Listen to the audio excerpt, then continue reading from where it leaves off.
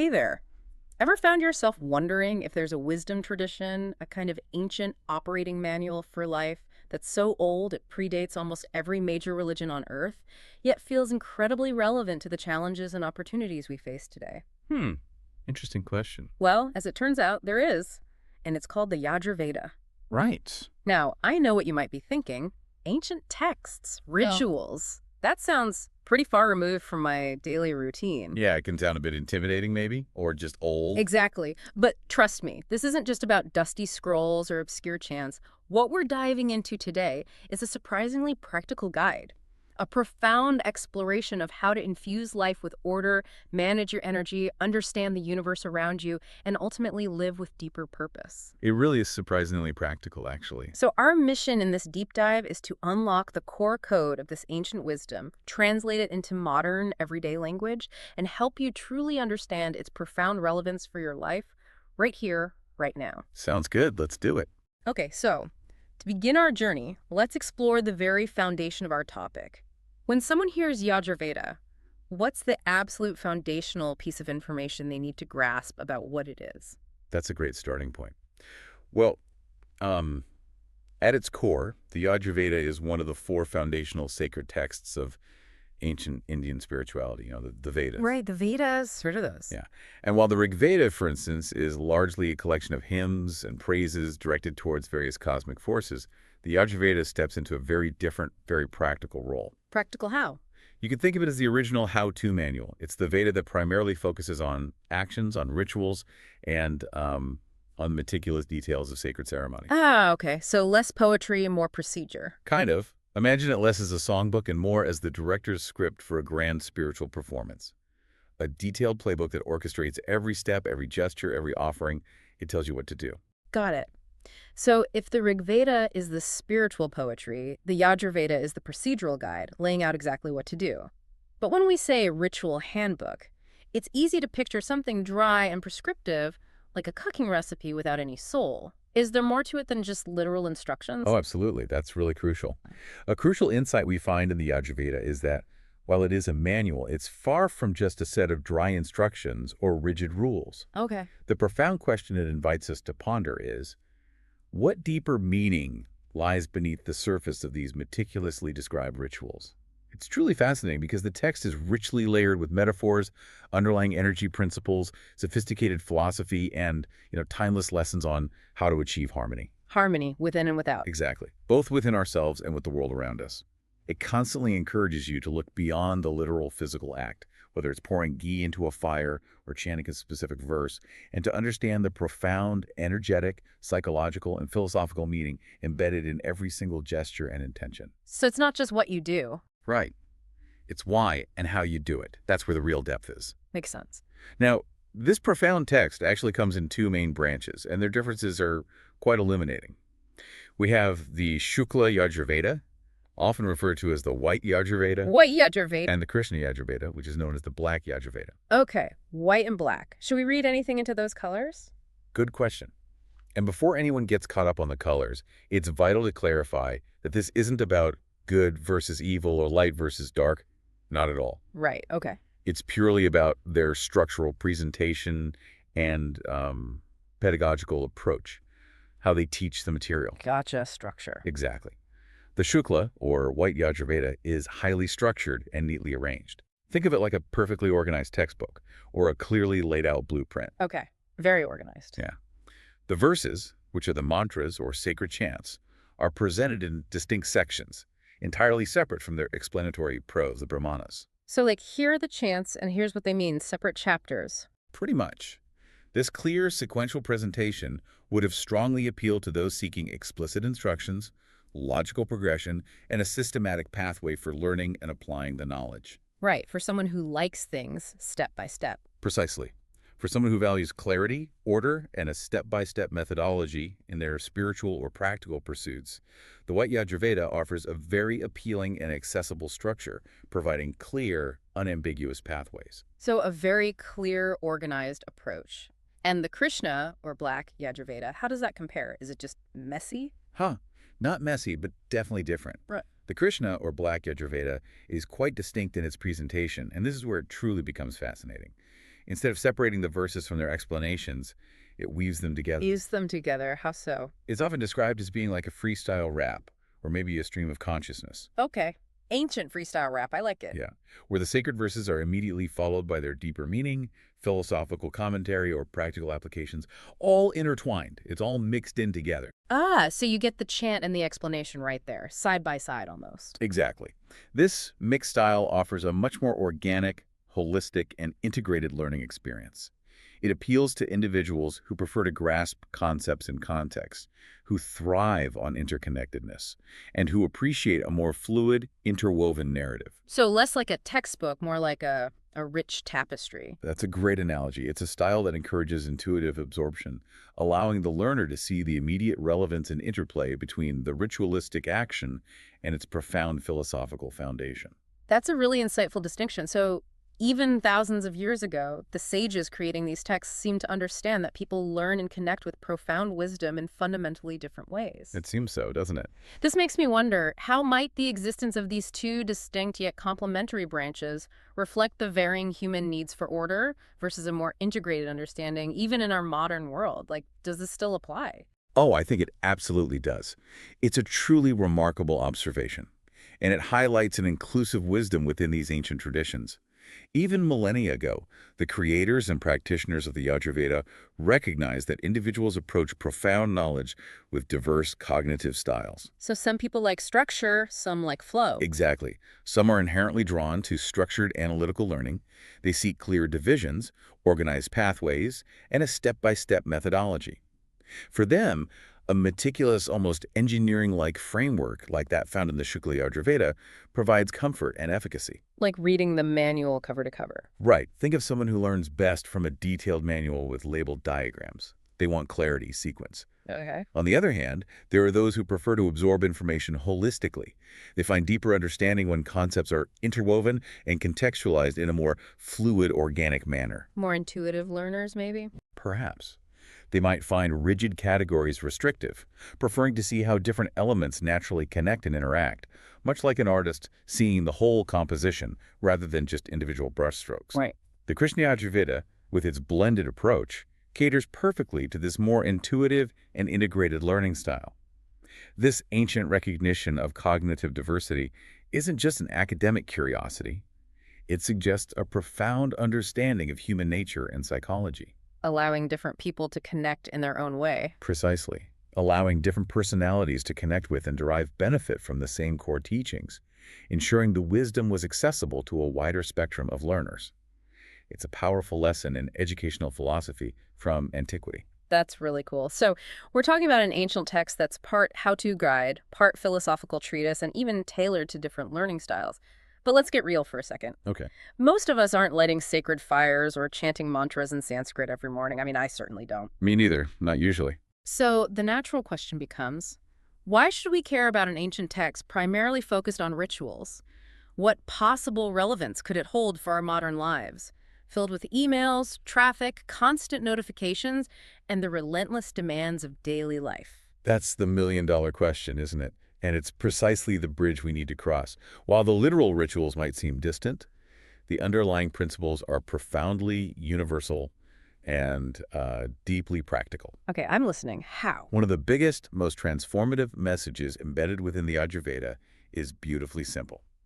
Every action becomes sacred when done with awareness. Every action becomes sacred when done with awareness. Okay, unpack that for us. What does awareness really mean here? Yeah, it's more than just noticing stuff. It isn't just a poetic statement. It's a radical challenge to how we approach our daily lives. It urges us to shift our focus from merely the what of our tasks to the how with which we approach them. Right. To truly deconstruct awareness in this context, it's not about passively noticing things, like just observing clouds drifting by. It's an active, intentional state of being fully present in the moment, consciously directing your attention and infusing whatever you're doing with a sense of reverence, respect, and deep connection. Reverence, even for, like, doing the dishes. Potentially, yes. It's about being fully there with your task and fully there with yourself within that task. Every action becomes sacred when done with awareness. That's a powerful idea. Can you give us some concrete examples of how this translates into our modern lives? How does this play out beyond the ancient ceremonial space? Sure. Think about your own day right now. Whether you're making breakfast, sending an email, commuting, or simply sitting with a friend, if you're present, intentional, and respectful, that moment transforms from mundane to meaningful, from ordinary to sacred. Okay, give me one. Breakfast. All right, breakfast. When you're preparing breakfast, are you rushing through it, already mentally checked out and planning your day? Stressing about the first meeting? Probably. Yeah. Guilty. Right. Or are you truly present with the sizzle of the eggs, the rich aroma of the coffee, the warmth of the toast in your hands? If you consciously prepare nourishing food for yourself or your family, infusing that act with care and gratitude, it ceases to be a mere chore and becomes a small daily act of devotion to well-being. Okay, I can see that. What about sending an email? That feels pretty mundane. It usually does. But are you just firing off quick, fragmented thoughts, maybe slightly passive-aggressive ones? Haha, maybe sometimes. Or are you mindfully crafting your words, considering their impact, and communicating with clarity and respect for the recipient? That subtle shift in intention turns routine correspondence into a powerful, meaningful exchange. It changes the energy. Okay. Even the commute. Even the commute. Instead of being a source of frustration, road rage, could it become a space for mindful breathing, observation, or even a moment to mentally review your day with intention? Set your purpose for the day. Instead of just fuming at the guy who cut me off. Exactly. And when you're sitting with a friend, are you half listening while scrolling your phone? Ouch. We all do that sometimes. We do. Or are you offering your undivided presence, truly hearing what they have to say, making eye contact, and engaging fully? That kind of attentive presence elevates a casual chat to a meaningful connection, fostering empathy and understanding. The Yajurveda suggests that this level of awareness is the true ritual we can perform daily. That's a compelling argument for mindfulness, but it also raises a really important question. How often do we actually live with this level of awareness in our incredibly distracted, multitasking world? It feels like we're constantly pulled in a million directions. Precisely. And that's the core challenge, isn't it? In our modern hurriedness, we are constantly encouraged to do more, faster, often at the expense of presence. We eat on the go, work while half listening to podcasts or taking calls, and communicate in fragmented bursts of texts and social media updates. Yeah, sounds familiar. The implications of this pervasive lack of awareness are significant. Increased stress, because our minds are always somewhere else, never fully resting or engaging. Always on. Right. Pervasive inefficiency, because our focus is constantly divided, and perhaps most importantly, missed connections, both with others and with our own inner state. Leading to feeling overwhelmed. Exactly. Leading to a profound feeling of being constantly overwhelmed, fragmented, and ultimately unfulfilled. The Yajurveda offers a powerful counter-narrative to this modern predicament. Which is? It suggests that by slowing down, even for moments, and by infusing our everyday actions with intention and presence, we don't just complete tasks. We imbue our entire lives with meaning, with sacredness, and with a quiet sense of satisfaction. It offers a clear pathway to reducing mental clutter, enhancing performance, and finding deeper satisfaction in the seemingly ordinary moments that make up the bulk of our lives. An antidote to distraction. A robust antidote to the modern state of perpetual distraction. Yes, that's where it starts to get truly illuminating. Now, let's talk about fire. The Yajurveda is undeniably packed with detailed descriptions of yajnas' sacred fire rituals. Central theme. At first glance, reading about them might feel a bit like sifting through a giant, complex cooking recipe for deities. You're told to add specific types of ghee, chant this particular mantra, offer that specific grain.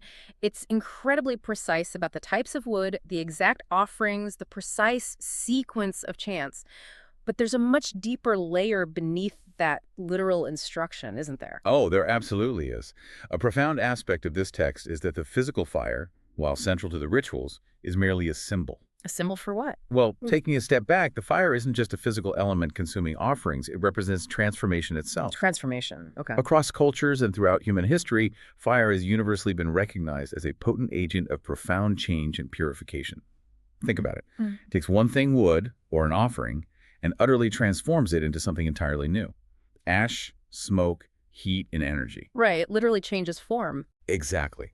In a very profound way, the fire is a metaphor for life itself, which is a constant, ongoing process of change, growth, alchemy, and ultimately letting go. It's an ancient understanding that purification and transformation often require a kind of internal heat, an intensity of focus and intention. Internal heat. So it's less about burning an actual object and more about an internal process. This leads us to ask, what are we putting into our metaphorical fires today? Precisely. That's the key question for us. The Yajurveda suggests that you put your intentions into this inner fire, your ego, your limiting beliefs, your doubts, your fears, your negative habits, and through this internal ritual, you transform them Transform them into what? into something refined, purified, or simply releasing their hold on you. This concept has incredibly powerful applications for personal growth and navigating challenges in our modern lives. Okay, give me an example. Procrastination. Lots of us struggle with that. Great example. Instead of merely battling it, you could view it as something to burn away through focused, disciplined action. Each moment of concentrated effort becomes an offering into that transformative fire, an act of purging what no longer serves your productivity or potential. So the effort itself is the offering. Yes. The task then feels less like a burden and more like a purposeful, even sacred act of self-refinement. Okay. What about something like conflict? Conflict, yes. If you find yourself embroiled in a conflict, instead of just seeking to win an argument, Yeah. you can frame it as an opportunity to transform misunderstanding into empathy Yeah. or friction into deeper connection. What do you offer then? You offer your reactivity, your defensiveness, your desire to be right into the fire, allowing understanding and resolution to emerge. You let go of that need to win. That takes practice. It definitely does. Even in professional development, you might intentionally burn away old, inefficient habits, outdated skills, or limiting mindsets to transform yourself into a more effective leader, a more innovative problem solver, or a more collaborative team member. This process of intentional transformation, consciously using your own internal fire of will, focus, and self-awareness, is the true invitation of the Yajurveda. It encourages us to become alchemists of our own experience. Alchemists of our own experience. I like that. That's such a powerful reframe. So that fire could be a daily struggle, a passion project, or even just our personal growth journey. And when you start seeing your daily challenges through that lens as a sacred fire, I imagine even stress could feel meaningful rather than just debilitating. Absolutely. When you adopt this mindset, even the most arduous tasks gain a deeper purpose, transforming the effort itself into something significant and part of a larger, sacred journey of self-creation. Like that difficult project at work. Exactly. Instead of merely seeing it as a burden, you can frame it as a yajna, a personal fire ritual. You consciously offer your focused effort, your creative energy, your problem-solving skills, and yes, even your anxieties and frustrations into the fire of the task. So you're transforming the effort and the stress. Yes. Yeah. Through this process, you are not just completing a project, you are transforming the raw materials of effort and challenge into a finished product. And in doing so, you yourself are transformed, becoming more skilled, more resilient, and more resourceful. Okay. Or sticking to a healthy habit. Perfect example. Or learning a new skill. Each small, consistent effort, the daily practice, the mindful choice to stick with it even when you don't feel like it is an offering into that metaphorical fire. It's not just about reaching the end result. It's the process. It's about the process of burning off resistance, refining your abilities, and allowing your true potential to emerge. When the mundane becomes the sacred, the entire experience of life is elevated. So, what does this all mean for your daily grind? It means finding profound purpose and even spiritual significance in what might otherwise feel mundane, overwhelming, or simply exhausting. Yes. It's about consciously engaging with the transformative power within you and applying it to everything you do. Our next key insight takes us to one of the most foundational themes of the Yajurveda, the profound idea of Rekha, pronounced Rita, which signifies cosmic order or universal rhythm. Yeah. Expert, tell us more about this concept and its foundational role in the ancient sages' worldview. Krita. Yes, this is truly a grand concept. The ancient sages who composed these texts had an incredibly profound understanding of the interconnectedness of existence. Interconnectedness, okay. They believed that everything in the universe, from the grand, majestic orbit of planets around the sun, to the subtle, intricate rhythm of your own breath, to the predictable changing of seasons, and even the cycle of life and death flows in an inherent, fundamental, and harmonious order. So like a natural law, a Yeah. pattern. Exactly. It's not just a philosophical ideal. It's considered the underlying pattern, the fundamental truth, the very blueprint of the universe, a principle that governs all of reality. It is the cosmic law that upholds everything. That sounds incredibly encompassing. So if everything flows in this cosmic rhythm, what's the direct implication for our lives? What does it mean for me? The direct implication for our lives is remarkably practical. Mm. When you align your actions, intentions, and even your thoughts with this cosmic rhythm, life becomes smooth, efficient, and harmonious. Smooth, like less struggle. Yes, you experience a sense of ease, a feeling of things falling into place, a kind of effortless flow. But conversely, when you go against this natural order, when you push against the current, that's when chaos hits. Chaos, friction. Exactly. That's when you experience friction, resistance, and a deep sense of discord, because you're working against the fundamental grain of reality. This isn't abstract philosophy confined to ancient texts. It's a remarkably practical guide to living efficiently and harmoniously in the world. So cooperate with the flow. It's about understanding the natural laws, both external and internal, and intelligently cooperating with them rather than fruitlessly fighting them. It's about finding synergy with existence. That sounds a lot like what modern science talks about with concepts like homeostasis or the psychological state of flow. Are there direct parallels here? Oh, there are indeed striking parallels. Let's connect those dots. Mm. Homeostasis, in biology, refers to the body's remarkable ability to maintain a stable internal environment despite constant external changes. Like body temperature. Right. Your body tirelessly regulates temperature, blood sugar, pH levels. It constantly strives for a state of optimal balance. When your body is in homeostasis, it functions efficiently and you feel healthy and vibrant. When it's out of whack, you experience illness or discomfort. Okay. The concept of Rada is akin to the universe's macro-level homeostasis, a fundamental striving for balance and order on a cosmic scale. And flow, the psychological state. Yes. Then there's flow, a term famously coined by psychologist Mihaly Csikszentmihalyi. Right, being in the zone. Exactly. Which describes a psychological state where one is completely immersed in an activity. This state is characterized by energized focus, full involvement, and profound enjoyment in the process itself. When you're in a flow state, time seems to disappear, your performance is optimal, and there's an effortless progression of action. Yeah, that feels great when it happens. Doesn't it? The Yajurveda's Rada is an ancient understanding of this very principle. When your actions, intentions, and entire being are aligned with the universal rhythm, you enter a state of optimal systemic functioning. You experience a kind of cosmic flow where things just seem to fall into place not due to luck, but due to alignment. Alignment, becoming a conduit for that order. Precisely. Becoming a conduit for natural order rather than an impediment to it. That makes so much sense. So this idea of Rigveda, this cosmic order, sounds like a fundamental law. And the Yajurveda connects it directly to something called dharma, right? Yes, it does. What does dharma truly mean in this context, beyond just doing good or duty? That's a really important clarification. The Yajurveda explicitly states, Dharma is the path that supports Rita. Okay. Now, Dharma is indeed often simplified in popular discourse to mean moral duty or righteousness. But in the context of Rita, its meaning is far more profound and nuanced. It's not merely about adhering to a rigid moral code or just doing good stuff in a generalized sense. So what is it then? Dharma, here, is your unique way of living ethically, maintaining balance, and acting mindfully in every situation, always in alignment with the cosmic order. My unique way. So it's personal. Very personal. It's your personal blueprint for living in harmony with the universe, carefully calibrated based on your individual nature, your responsibilities, your talents, and the specific circumstances you find yourself in. It's about discerning the right action, the right thought, and the right speech that supports the natural balance rather than disrupting it. Can you give an example? Sure. For example, if your dharma is to be a healer, aligning with Radha means practicing medicine with integrity, deep compassion, continuous learning, and a holistic view of well-being, not just treating symptoms in isolation. Okay. If you're a parent, your dharma involves nurturing your children with patience, wisdom, and setting an example, which contributes to the harmony of the family unit, which itself is a microcosm of Radha. Right. If you're an entrepreneur, your dharma might involve creating a product that genuinely serves a need, operating your business ethically, and contributing positively to the community, rather than just seeking profit at any cost.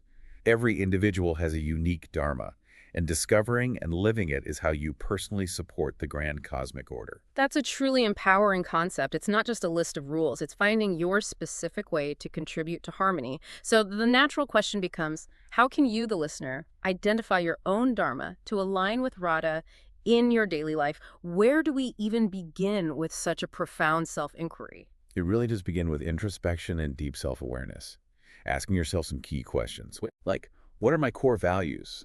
What activities or causes truly resonate with me at a deeper level, where I feel a sense of natural energy flow and purpose? Where do I feel most authentic and impactful? So paying attention to what feels right, what energizes you. Exactly. And it also involves observing the consequences of your actions in your life. When you act in certain ways, do things flow smoothly, effortlessly, and with a sense of peace? Or do you encounter resistance, internal conflict, and chaos? These external and internal cues are vital feedback. Learning from experience. Yes. By consciously making choices that are in sync with your deepest values and contribute to the broader well-being, whether it's choosing to speak truthfully even when it's difficult, dedicating yourself fully to a creative pursuit that brings you joy and serves others, or committing to sustainable practices that support the health of the planet, you start to embody your personal dharma. So even small choices matter. Every conscious choice, however small it may seem, is a deliberate step towards supporting this cosmic order, not just in your individual life, but by extension, in the intricate web of the world around you. It's about becoming a conscious participant in the universe's grand design. And this leads us to something truly compelling when we think about how our seemingly small daily choices can ripple out into the bigger picture, affecting not just our own lives, but the larger cosmic rhythm. It really makes you rethink the power of individual action. It really does. Okay, so diving deeper into the Yajurveda, you'll frequently encounter references to various deities. Agni, the fire god. We talked about Agni. Right. Indra, the king of the gods, known for strength and leadership. Varuna, the keeper of cosmic law and order, associated with justice and morality, among others. Now, traditionally, these are often interpreted as external beings, powerful forces existing in celestial realms to whom offerings and prayers are made. That's the common understanding, yes. But expert, what if we consider a different take on these ancient symbols, one that makes them profoundly relevant and personal for you today? Yes, this is a fascinating lens. One profound aspect of the Yajurveda, especially when interpreted for modern relevance, is to consider, what if these gods aren't solely external beings on a distant cloud, or merely abstract concepts? What if they're inside us? Exactly. What if they represent symbolic forces, powerful archetypes, or fundamental energies residing inside us? This raises an important question about how we interpret ancient texts in a way that resonates personally and psychologically today without diminishing their original spiritual significance. So viewing them as inner potential. Precisely. This symbolic interpretation allows us to tap into the wisdom of the Yajurveda as a guide to understanding and cultivating our own inner strengths and profound potentials. It transforms mythology into psychology and external worship into internal cultivation. That's a fascinating reframe. Let's delve into this with some examples. How might we interpret Agni, Indra, and Varuna as internal forces? Okay, let's explore that. Agni, the fire god, as we discussed, is central to the Yajurveda's rituals. When interpreted internally, Agni could powerfully represent your inner drive, that burning passion that fuels your aspirations. Your motivation. Yes, or your inherent capacity for transformation and purification, connecting directly back to our earlier discussion about fire rituals. Recognizing this inner Agni means understanding that the ability to initiate change, to push through challenges, to ignite new ideas, and to burn away limiting beliefs or old patterns resides powerfully within you. So it's your inner spark. Your inner spark, your engine for change.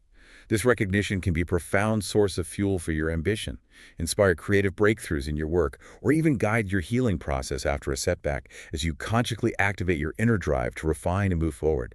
It's the digestive fire of your life, processing experiences into wisdom. Okay. What about Indra, king of the gods, thunderbolt? Sounds powerful. He is. Indra, often depicted as the powerful king of the gods, wielding a thunderbolt, symbolizing strength and decisive action. Symbolically, Indra could represent your innate power to act decisively, your natural leadership qualities, or your sheer ability to overcome obstacles with strength, courage, and unwavering resolve. So like your inner CEO or your inner warrior. Something like that. Tapping into this inner Indra means accessing that inner fortitude to make difficult decisions, to take charge when leadership is required, or to confront and conquer personal challenges that might otherwise seem insurmountable. It's about recognizing your own capacity for powerful action and confident assertion in your life, knowing you have the strengths to cut through confusion and move forward. Finding your strength. Okay. And Varuna, keeper of cosmic law. Varuna, yes. The keeper of cosmic and moral law, deeply associated with truth, justice, and the fundamental sense of right and wrong. Internally, Varuna might reflect your conscience, your integrity, or your inherent sense of justice and fairness. Your moral compass. Exactly. Listening to this inner Varuna means heeding your moral compass, aligning your actions with your deepest values, and consistently striving for honesty, transparency, and ethical conduct. This internal guidance is crucial for navigating complex situations, building genuine trust with others, and maintaining self-respect through consistent integrity. It's the part of you that knows what is right and helps you stay in alignment with Artha. That truly transforms these ancient figures from distant mythological beings into deeply personal, actionable archetypes. Taking a step back, when you start seeing these ancient deities not just as external figures, but as powerful psychological archetypes or universal human potentials within yourself, suddenly these ancient stories start sounding very personal and incredibly empowering. Precisely. It really clicks, doesn't it? This symbolic interpretation transforms seemingly mythological narratives into profound psychological insights and practical tools for self-mastery. It reframes our understanding of worship or devotion from merely external acts of reverence to an internal process of self-cultivation and activation. So worship becomes activation. In a sense, yes. You're not just worshiping a distant god. You're acknowledging, activating, and honoring the divine qualities that reside within your own being. It's a powerful call to become the embodiment of these virtues, recognizing that you possess a vast internal pantheon of strengths, wisdom, and transformative capabilities waiting to be recognized, cultivated, and utilized in your daily life. Wow, that's big. It's a profound shift from seeking something outside yourself to discovering the immense power that has always been within. So what does this all mean for you? It means you have this incredible internal pantheon of strengths and qualities. The fire, the strength, the moral compass, all waiting to be recognized, cultivated, and brought forth from within your own being. It truly reframes who you are and what you're capable of. It really does. And now for an even more profound takeaway, another core idea deeply embedded in the Yajurveda is the often underestimated power of sound. Ah, yes. Sound, vibration. When we talk about mantras, which are a central part of Vedic practice, it's easy to dismiss them as just a string of exotic words or a mystical chant. But in the context of the Yajurveda, the understanding of sound is far more profound than just a verbal recitation. That's absolutely right. A crucial insight here is the ancient understanding that mantras aren't simply fancy Sanskrit words that you repeat mindlessly like a broken record. Okay, so what are they? The sages believed profoundly that sound itself is a fundamental creative energy, the very fabric of existence. Sound is creative energy. Yes, they intuitively grasped that sound is vibration, and that specific vibrations generated with precision could have specific predictable effects. When chanted with exacting precision, with the correct intonation, rhythm, and crucially intention mantras, were believed to fundamentally shift your mental and energetic state. Shift your state. How? By affecting not just your mind, but your entire physiological and energetic system. This compels us to ask, how does sound influence us, and how do these ancient texts anticipate so much of modern scientific understanding? It's incredible how much modern science seems to echo these ancient insights. How exactly does this tie into what we understand about sound today? It's truly remarkable how modern science continues to validate these ancient intuitions. Think about practices like sound therapy, the use of binaural beats, or even the extensively researched therapeutic effects of music for anxiety and stress reduction. Right. Music therapy is a real thing. Absolutely. Yeah. All of these modern applications are built on the very principle of how vibration directly affects our mind and body, correlating uncannily with the ancient wisdom of mantras. For example, sound therapy employs specific frequencies to promote healing and relaxation, often impacting brainwave states in measurable ways. And binaural beats, I've heard of those. Yeah, binaural beats, auditory illusions created by playing two slightly different frequencies in each ear, can induce specific brainwave states associated with deep relaxation, heightened focus, or even restorative sleep. And music, with its intricate patterns of rhythm, melody, and harmony, has been shown to profoundly influence our emotions, heart rate, breathing patterns, and even hormone levels, demonstrating the powerful physiological and psychological effects of organized sound. So the ancients were onto something with specific sounds. It really seems so. This aligns perfectly with the ancient understanding that specific sound vibrations can literally tune the body and mind like instruments, bringing them into a more harmonious state. So chanting Om, for instance, that's more than just spiritual woo-woo. Well, according to this view, yes. When you chant the primordial sound Om, for instance, It's not just a spiritual practice in the sense of devotion to a deity. In a very real and tangible sense, it's like rebooting your brain, your nervous system, and your energetic field with a sacred foundational vibration. Rebooting. Om is often considered the sound of the universe, the vibration from which all creation emanates. When chanted, its specific resonance is believed to calm the nervous system, balance the brain hemispheres, and induce a state of deep meditative peace. The physical vibration of the sound, particularly felt in the chest and head, is thought to stimulate internal energy centers and bring a profound sense of inner quietude and focused awareness. Wow. Pretty wild, isn't it? It's pretty wild, isn't it, how 3,000-year-old wisdom intuitively grasps principles that modern science is now only beginning to fully articulate, measure, and leverage. They understood that the vibrations of these sacred sounds could literally restructure internal energy and thought patterns, influencing consciousness itself. That's a huge takeaway. It makes me think about how much sound we're exposed to in our daily lives. If specific sounds can be so powerful, then what's the cumulative effect of all the noise around us, like traffic, notifications? That's a critical inquiry. Absolutely. If we connect this to the bigger picture, consider how all sound in our environment, not just sacred chants or calming music, profoundly impacts our state. Our modern world is often a cacophony of sounds. Constant phone notifications, persistent traffic noise, the drone of HVAC systems, the chatter of open-plan offices, endless media consumption. Yeah, it's a lot. This constant auditory input, much of it discordant or anxiety-inducing, can create a subtle or even overt state of chronic stress, contributing to mental fatigue and a feeling of being perpetually overwhelmed. So the noise literally stresses us out. It can, yes. This brings us to another vital question. If specific sounds can heal and uplift, what is the cumulative effect of pervasive noise pollution or discordant sounds on our overall well-being? Conversely, how might mindful listening or mindful speaking become a form of mantra in action in our daily lives? Mantra in action. When you consciously choose to listen to calming music or engage in periods of silence, you are deliberately curating your auditory environment to support your well-being. Even more profoundly, when you speak, your words are vibrations. Mindful speaking, choosing words that are kind, truthful, constructive, and necessary, becomes a powerful form of mantra. So the words we use matter too. Tremendously.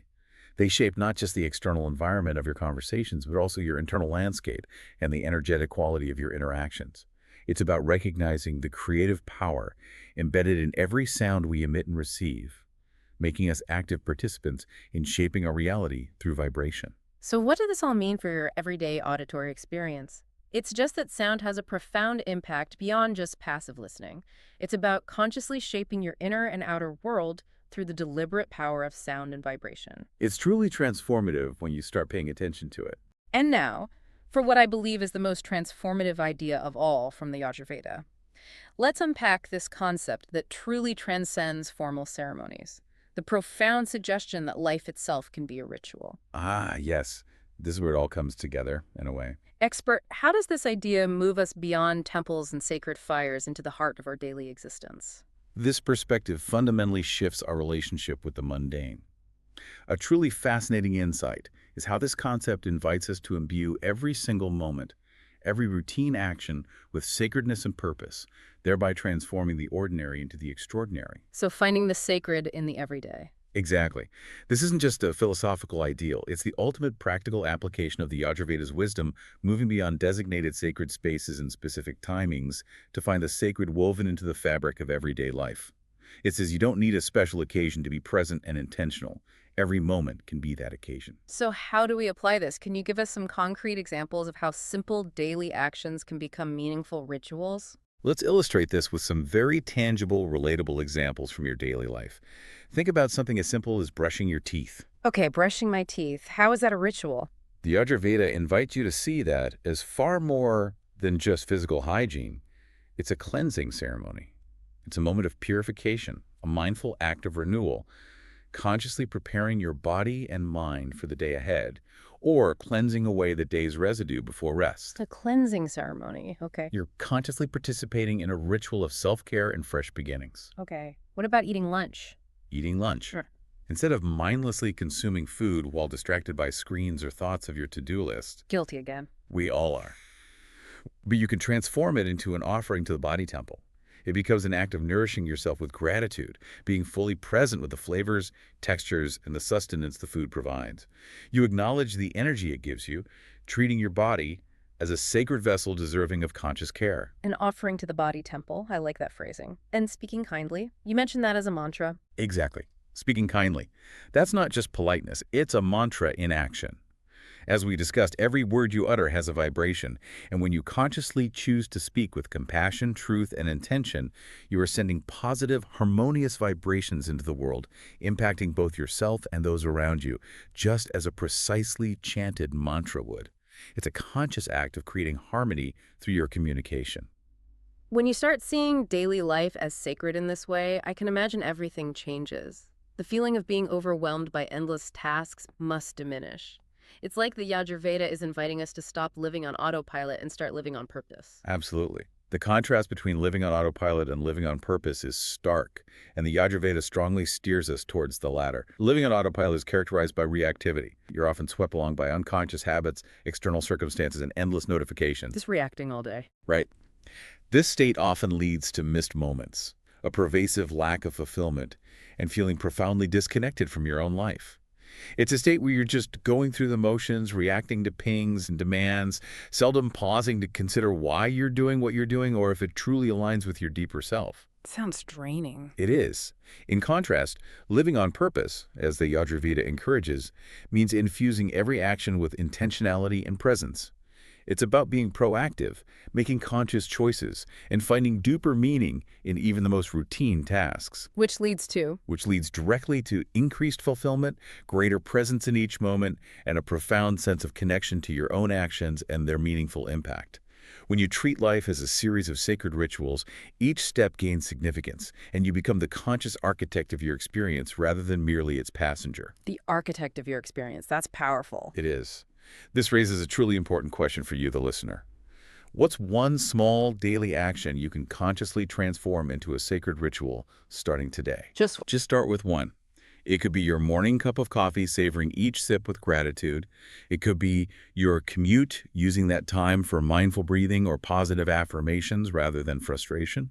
Or even the way you organize your workspace, viewing it as an act of creating order and clarity for your creative flow. Okay.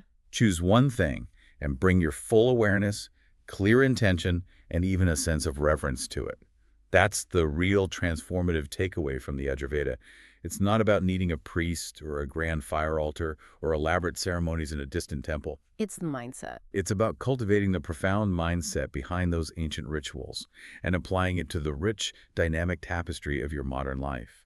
The compounding effect of bringing intention to these small habitual actions can be truly profound, gradually transforming your entire experience of daily living into a continuous, meaningful, and deeply sacred practice. All right, let's zoom out and quickly recap the core insights we've covered in this deep dive. These are the key nuggets for you to take away from the ancient wisdom of the Yajurveda, distilled for practical application in your modern life. Good idea. Let's summarize. First, we learned that the Yajurveda is the Veda of action and ritual, serving as a meticulous blueprint for sacred ceremonies, but more importantly, as a profound guide for intentional living in every moment. The how-to Veda, focusing on action. Right. Second, we explored its two main forms. The Shukla, or white Yajurveda, which is highly structured and neatly arranged, and the Krishna, or black Yajurveda, which offers a mixed, more integrated flow of verses and explanations. Showing that ancient wisdom accommodated different learning styles. White for structure, black for integrated flow. Third, we delved into how the fire rituals, or yajnas, are deeply symbolic of transformation. They teach us the profound power of intentionality and the process of letting go of ego, doubts, and limiting beliefs to manifest new realities. Fire is inner transformation, offering up what needs to change. Yes. Fourth, we unpacked Rigveda, the concept of cosmic order or universal rhythm. It's about understanding and actively flowing in harmony with the universe's natural patterns, which leads to a smoother, more effective, and less chaotic life. Aligning with the cosmic flow, like homeostasis or psychological flow states. Find your rhythm. Fifth, we dove into how mantras and sound are seen as powerful tools to shift energy and consciousness. The ancient sages intuitively understood the vibrational nature of reality. Sound is creative energy, a concept modern science is exploring too. Think sound therapy, binaural beats, Om is a reboot. Sixth, we reframe the ancient deities like Agni, Indra, and Varuna not just as external beings, but as symbolic forces, archetypes, and powerful inner qualities residing within you, waiting to be recognized and activated. Your inner fire, your inner strength, your inner compass, accessing those qualities within. And finally, and perhaps most transformative, we realize that daily life itself can be profoundly sacred. When done mindfully, with presence and clear intention, every action, no matter how routine or mundane, becomes a spiritual act. Life is the ultimate ritual, making the mundane sacred through awareness. Exactly. So, lots to think about there. Definitely. Taking a step back and connecting this to the bigger picture, for me, the Yajurveda isn't just about ancient rituals or complex philosophy. It's fundamentally about cultivating true presence. Presence. Yes. This raises an important question for you, the listener. What does genuine presence mean for you in a world constantly vying for your attention, pulling you in a million different directions with notifications, demands, and endless distractions? That's the challenge, isn't it? It is. In a time when we're often scrolling through life, rushing from one task to the next, consuming information without truly digesting it, and reacting reflexively to external stimuli, this ancient text whispers a profound and timeless truth. Slow down. Pay attention. Every moment is holy. Every moment is holy. Wow. It serves as a powerful reminder that the sacred isn't reserved for special places, specific times, or grand ceremonies. It's intrinsically woven into the very fabric of every breath you take, every action you perform, and every interaction you have. It's always available. Always. It teaches us that there's immense wisdom in how we live, how we act, and even how we breathe. You don't have to be a priest. You don't need a grand fire altar. You don't need to learn ancient Sanskrit chants.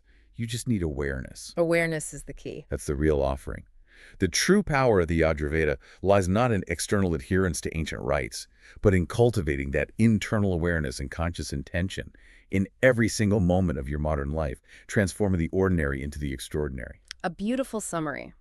So if this deep dive gave you a new perspective on ancient wisdom and helped you feel more well-informed and connected to timeless principles, do us a favor and share this deep dive with someone else who loves to learn. Yeah, pass it on. Until then, live with intention, act with awareness, and honor the sacred in the simple moments of your everyday. Stay curious, stay grounded,